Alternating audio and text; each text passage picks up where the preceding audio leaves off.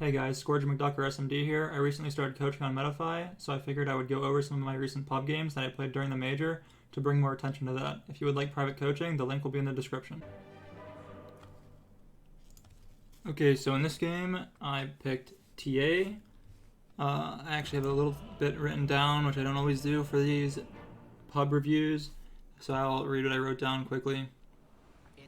But I picked TA this game because I wanted to give my mid laner last pick. I have Somnus from RNG on the middle lane here. And I only saw the supports, which were Ench and Rubik. Ench can die easily to Sideblades or a Meld hit, and Rubik doesn't really have too many good steals for TA. And he has pretty low armor on Rubik as well, so you can die quickly to Meld attacks and Deso as well. But I got pretty lucky on the blind pick. I think TA is pretty good against Pango, since you like to buy BKB.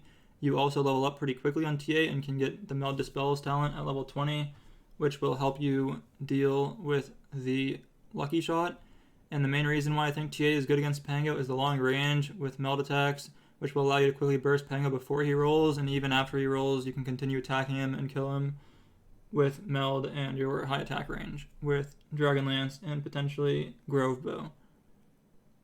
And then TA isn't really great against Morph, but it's not the worst either. When he morphs the strength, he will lose most of his armor, so even though he'll have high HP, he'll still be pretty weak against your minus armor. And then also, if he isn't morphing to strength, your Sideblades can do a lot of damage and make him morph to strength if you get a good angle on that.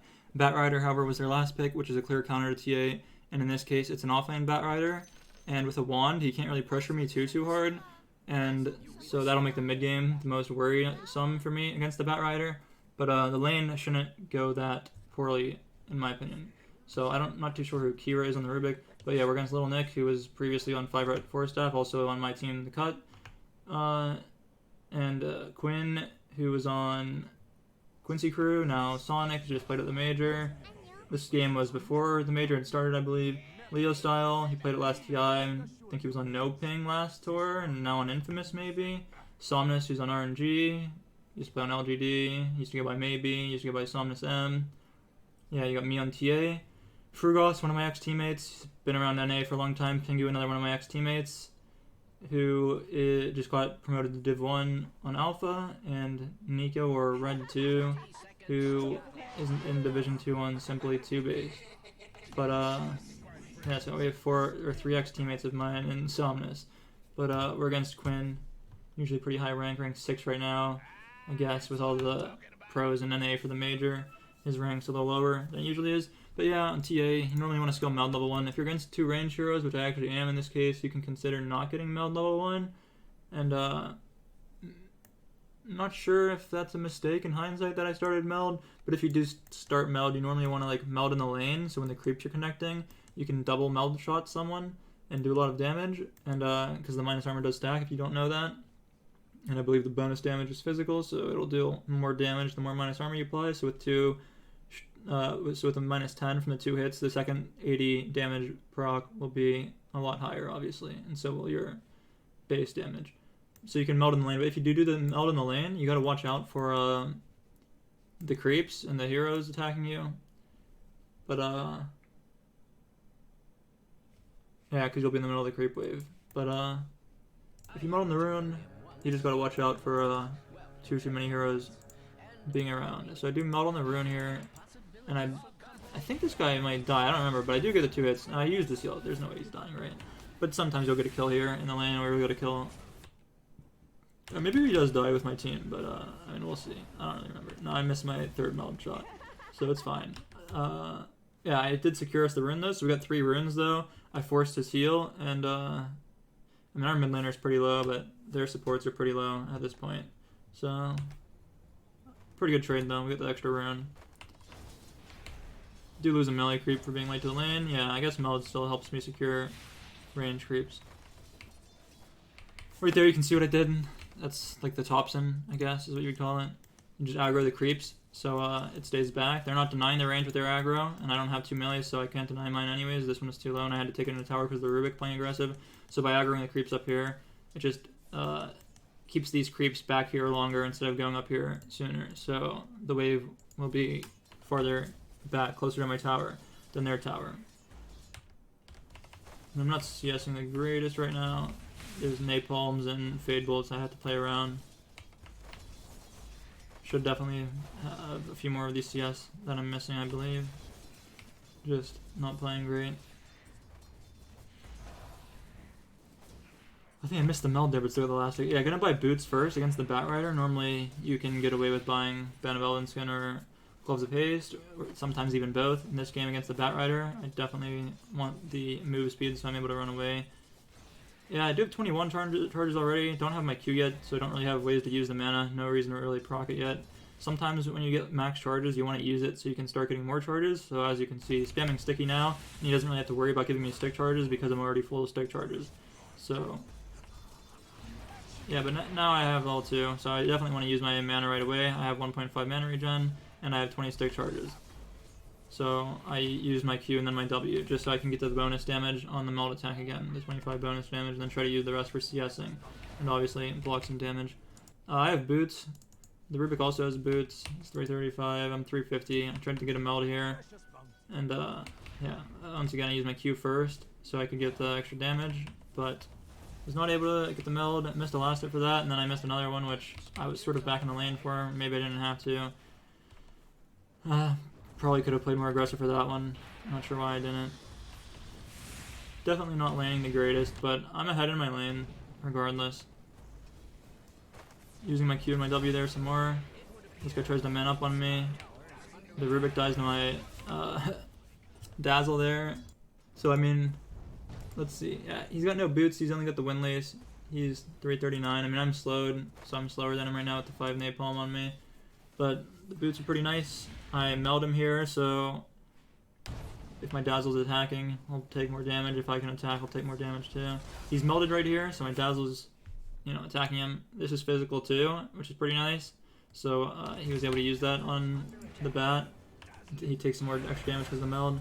So we did get a double kill here, so that's pretty nice. Gonna try to aggro this back probably and deny a range here. Aggro off the mid laner. So they lost an extra range while they were dead there too, which is pretty nice. The lane's not really pushing.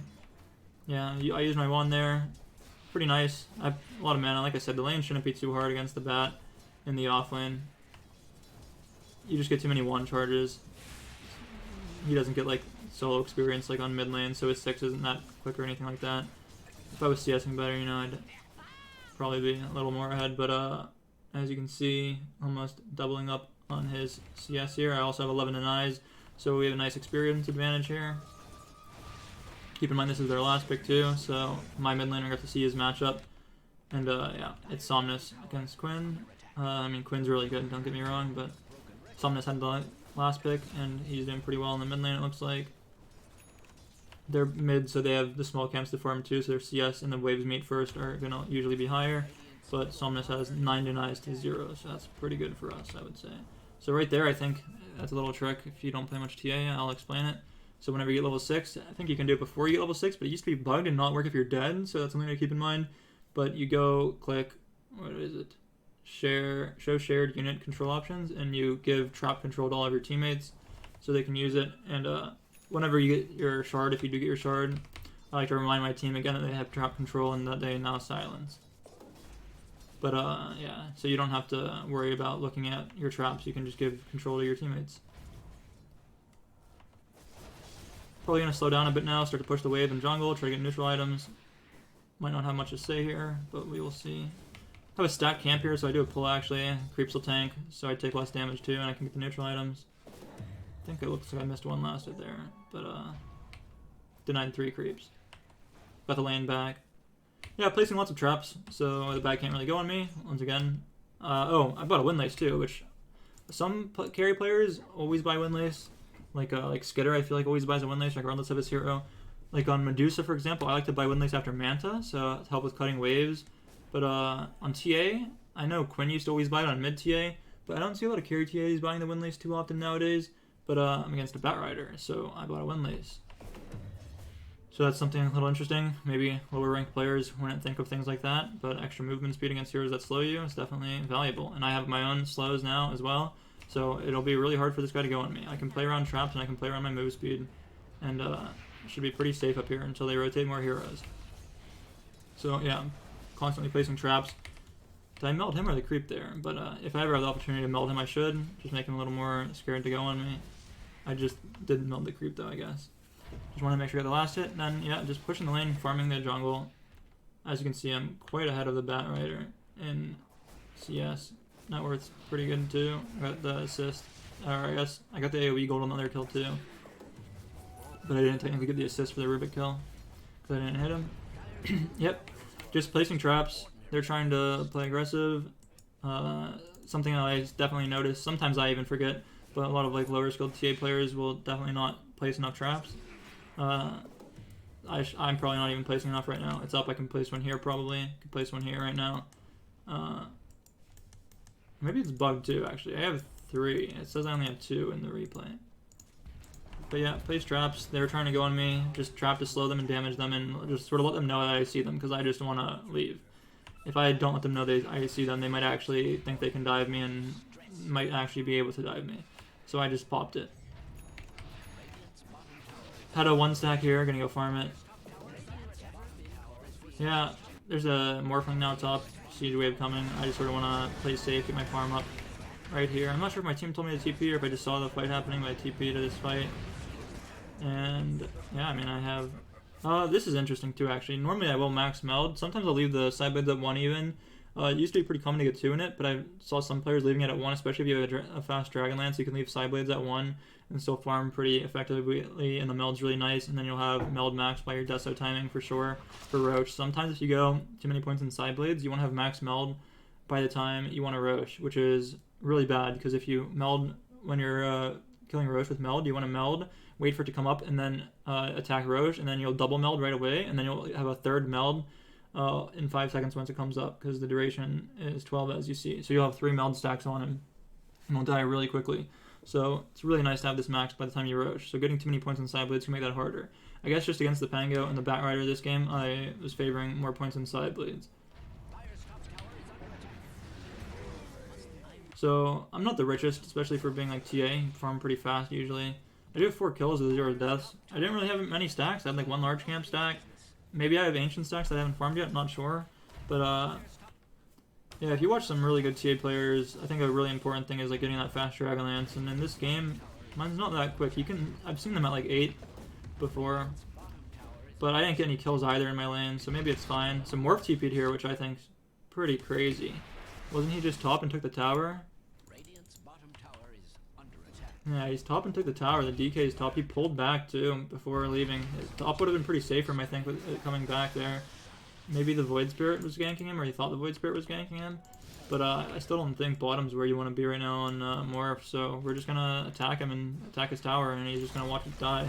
He's a mid player usually, but I mean, he's a pretty good player. Pretty weird play in my opinion for him to be TPing here. Trying to side blades him. Looks like I hit it. Took a lot of damage. I had a trap in the lane already too, so I trapped him. I guess he got the deny, which is pretty nice, but... No, I mean, he got the deny. His net worth higher than mine. Other than the world. I mean, he died to neutrals. Just placing traps on him, though. I want to play aggressive down here. Yeah, trying to have max traps on the map. Yeah, so I do have stacks now. So, I mean, I guess I didn't farm the stacks until after I had my Dragonlance. So my net worth will, yeah, take off here. So I was, before, I mean, he died to the neutrals, I guess, and I killed some waves. But, before the Morphling died to the neutrals, he was higher net worth than me. I would have been higher if I didn't get the tower denied, but I, yeah, pushed the wave in. Game is still pretty even. I feel like the Morph's griefing his game really hard right now with his TP and the neutral death there. But yeah, I killed a wave, I killed a camp. I killed a really big stack here while my team is fighting mid. I killed another really big stack here. I got solo experience on the 2 stacks too. I'm going to be really high level now. Yeah, highest level in the game. Higher than the mids now. He came back bottom on Morph again, which is pretty interesting in my opinion. Did he walk? I think I just heard his TP in the fog. Yeah, so he walked back bottom and then TP'd away. Pretty, I don't know, uncommon, I would say. Not sure what his thought process is. Maybe he knew I was farming stacks and wanted just some extra waves bottom. So right here is one of my first big mistakes. I did this in a tournament against Quincy for recently too. It's just staying for an extra wave that's too close to their tier 2.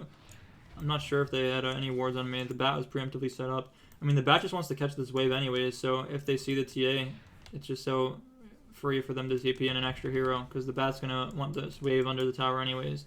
So I wonder though if they like saw me or anything like that, but it's just a greedy play regardless.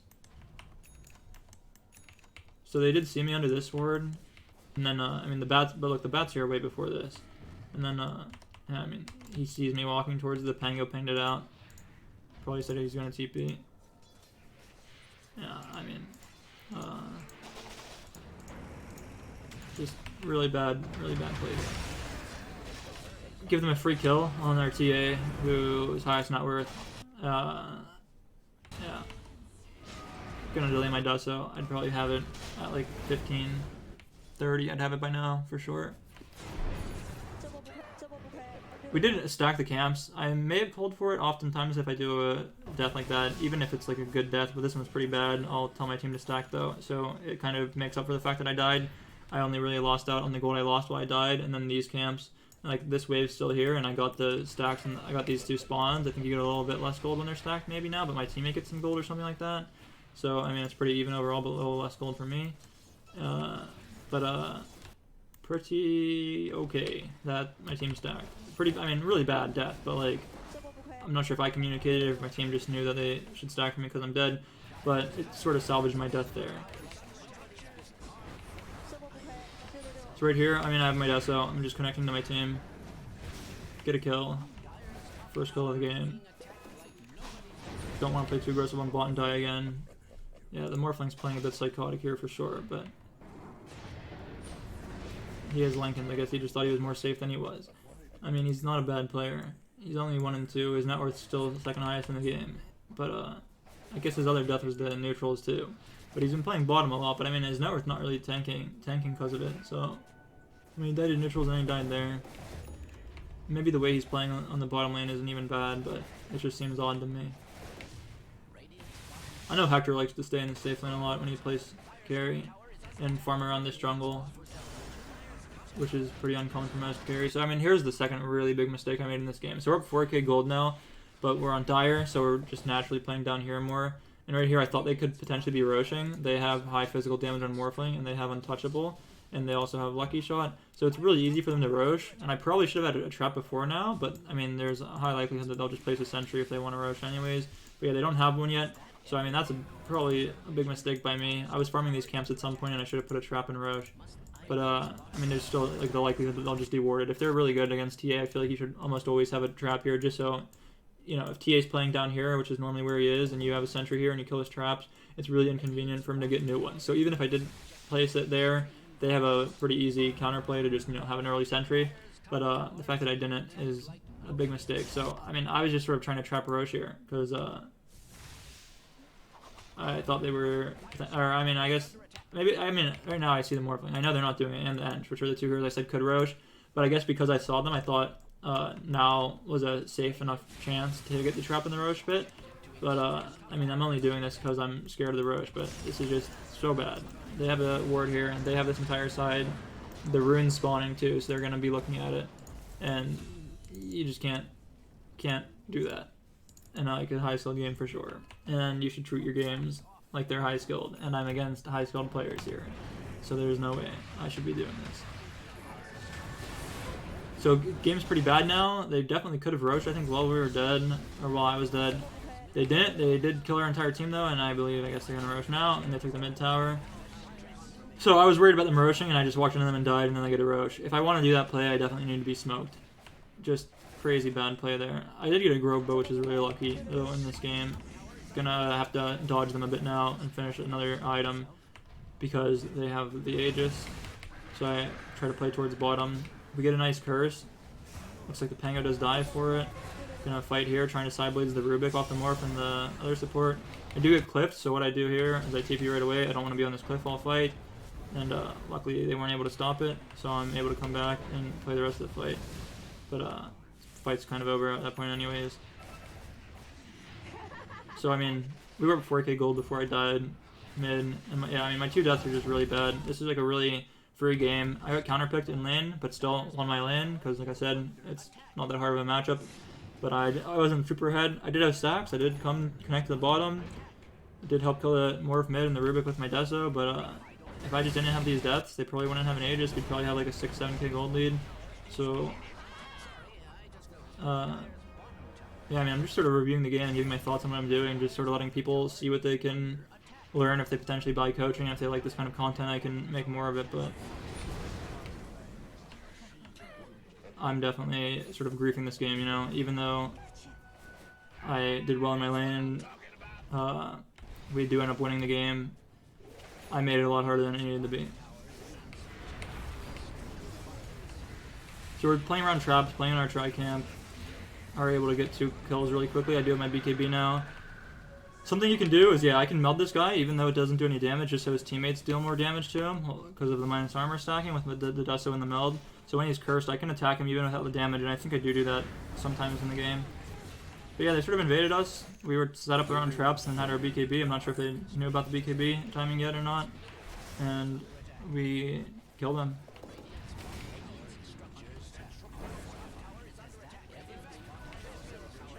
Yeah, now they're dead. We just go take our own tier 2. They had our top tier 2 already from before. Get their outpost, smoke up again. We're just sort of holding this area still. Just trying to play under our own vision, so if they walk into us, we'll have the vision advantage in the fight. We'll have traps and potentially a ward. But they did not. We see where they are. We see the morph under our ward here. Team blinks in and tries to burst the Rubik with a DK stun, I believe. Trying to side blades the morph here. I believe it works on illusions now. It didn't used to.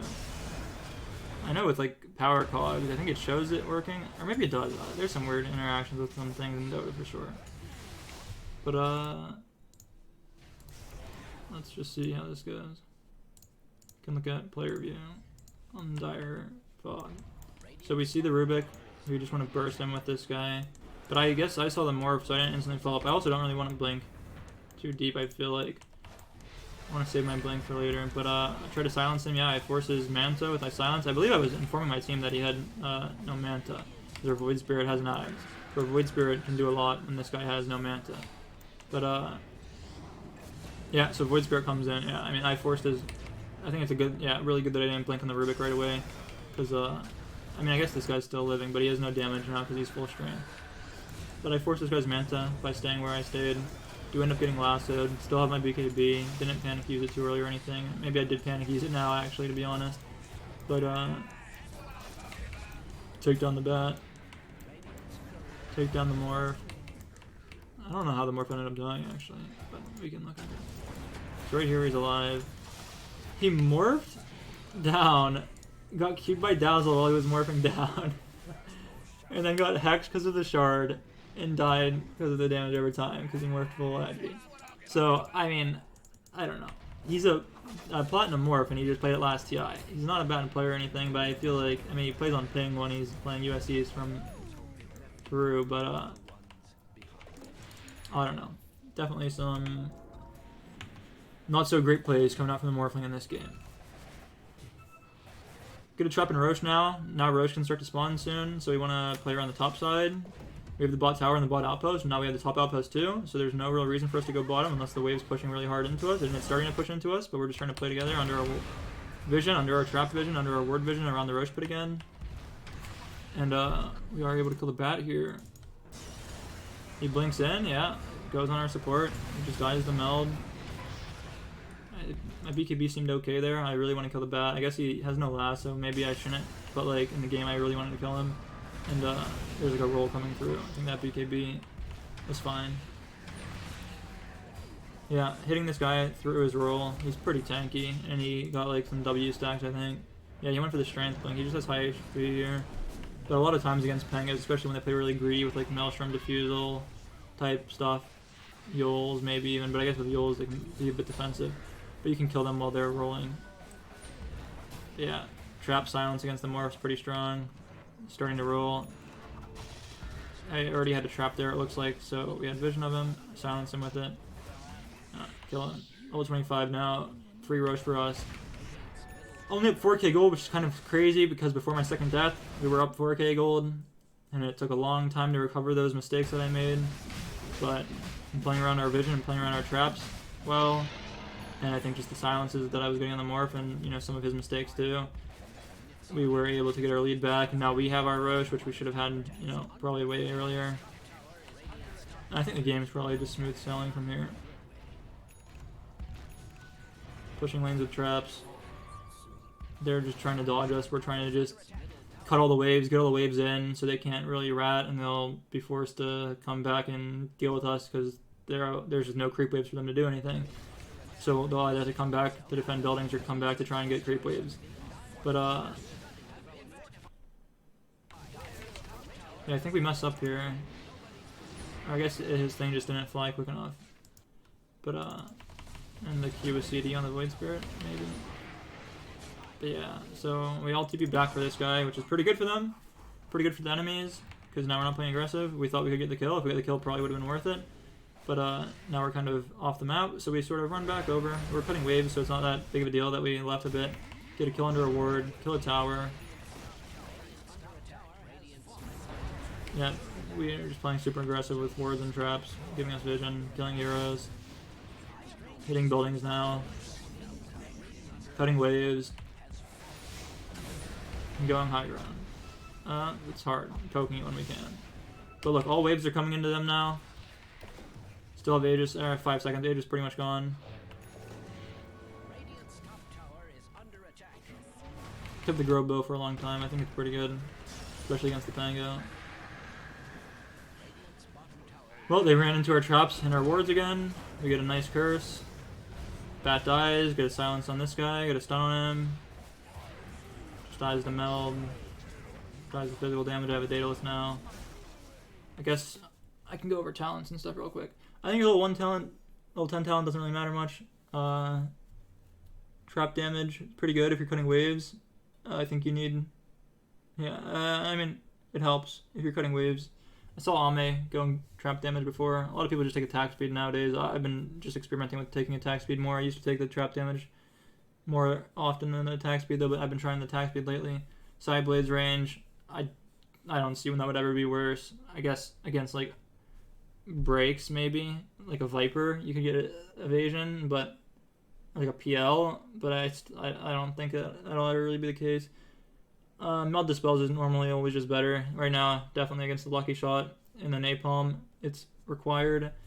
But I think it's just normally good against Dust. There's like Fade Bolt here too. There's normally things you'll want to dispel. But the armor, maybe occasionally it can be good. It's just not that high. You know, 3 at level 20 isn't that high when you have this much already. But I mean, yeah, it does stack with itself. And then maybe against like, I don't know. So I think the stun used to be longer and the charges used to be less for level 25. But maybe sometimes against like a Jug or a Life Stealer you might want to bash, but I don't think that's really the case. I think you're always going to want the refraction instances for the most part. Like if they have damage over time, you're still blocking some, and it's mainly just for the right click damage. You get 85 bonus damage a hit. It used to be 100. I think they nerfed that ability a bit too. So it's a little worse than it used to be, but still pretty good. So yeah, just cutting waves, hitting high ground, making sure we get all the waves in, so when they spawn they have no plays, we can continue hitting buildings. They have buybacks, it looks like they've just given up though, and we win. I mean, the fights were good, we were playing pretty well as a team. Just playing under wards, under traps, with the shard. I believe I bought the shard and didn't wait for the second rush, just to help us with that, like playing areas. But yeah, I mean, the first death bottom wasn't that big of a deal because we got the stacks. Still should have been avoided. And then my second death was really, really bad, and it gave them like the gold lead for a while, as you can see. Like my death was here, and then they just get a gold lead, and it took an extra, like, I don't know, 10 minutes or more or something for us to recover that gold lead.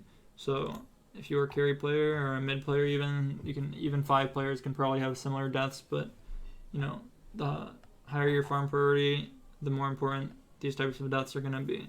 And yeah, so if I was someone, you know, coaching myself, I'd say definitely avoid those deaths, play around your team, don't, you know, run in alone. If you're scared, don't go, and if you're not scared, you know, think more before you go anyways, because I didn't think I was really scared in the bot lane for sure, but it's just like obvious in hindsight.